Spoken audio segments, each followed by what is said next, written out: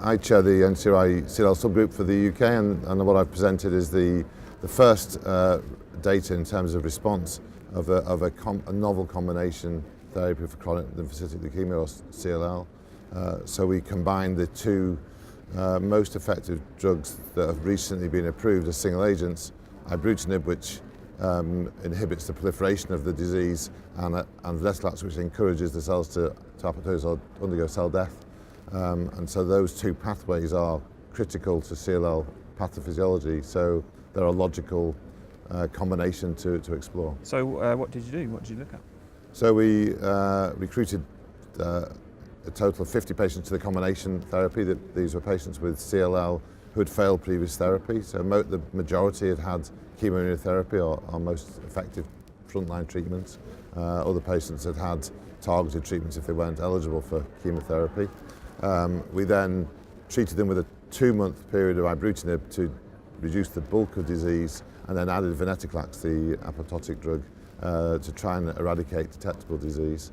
And what we're reporting at this meeting is the first 6-month marrows and assessment of response after the 6 months of the combination, showing really very high response rates. In fact, every patient has responded, and almost half of the patients had a complete response, and about a third, just under a third, we have a minimal residual disease negative, so we can't detect by conventional molecular or flow tests disease in the marrow or blood. And before we get into the impacts, can you talk a bit about the adverse events that you're finding? So we know, despite the Ibrutinib and venetoclax both being targeted treatment rather than chemotherapy, they do have specific side effects themselves. So for Ibrutinib, the most common side effects really are bruising and gastrointestinal diarrhea, usually mild, but can be sometimes difficult to control. And for venetoclax, really some gastrointestinal toxicity, but tumor lysis syndrome, because it works too effectively initially, and also low neutrophils, which is usually manageable. So we were obviously watching those things very closely.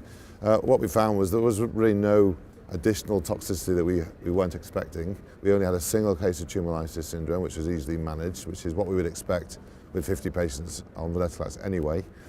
We saw neutropenia, but again, that didn't lead to the stopping of therapy and was manageable with our conventional supportive care.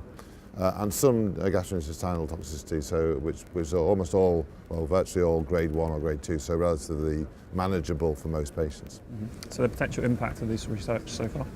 So the impact really is that we have demonstrated that this combination is safe, and we've demonstrated that it's more effective than we thought than we were targeting. So we obviously, when we do trials, we look at we have an expectation for how effective it's going to be, and our expectation was we wanted to see at least 30% of patients MRD negative after 12 months of combination. So we've already achieved that after 6 months of combination is obviously very encouraging, and the fact that every patient's responded.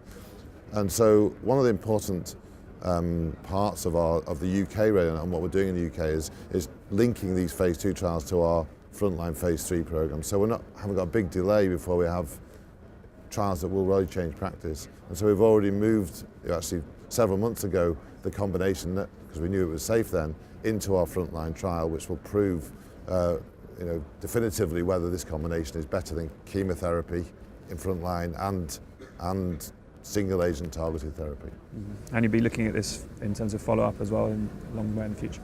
So the Clarity study, the study I presented today, we'll be looking at the 12-month and 24-month time points. It's fully recruited, the trial, although with the Trials Acceleration Programme, which Bloodwise fund, we have the facility to add more cohorts of patients with more drugs. So for example, we're planning potentially to add another cohort of patients with a third drug added to the combination to see if we can achieve even higher and quicker eradication of detectable disease, with the possibility of that feeding into our phase 3 program.